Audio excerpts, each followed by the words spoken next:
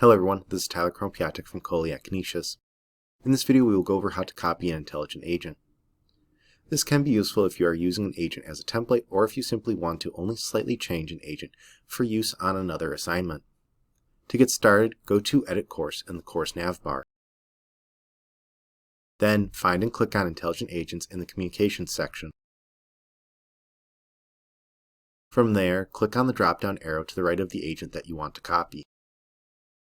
In the menu that appears, click on Copy. The page should reload and your new agent will be at the bottom of the list. By default, the agent is set to Disabled. Click on the title of the agent to edit it. I will quickly go through and change the release condition for this new agent.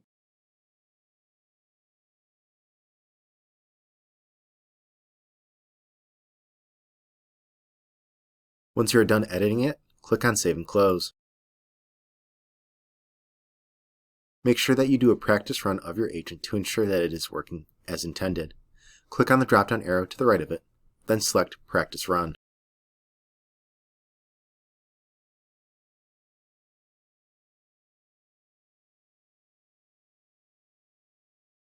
If you need to disable it, click on the checkbox to the left of it. Then, in the toolbar above the list, click on Disable. That's it for this video. If you have any questions or comments, please contact us at helpdesk@canisius.edu. Thanks for watching and have a great day.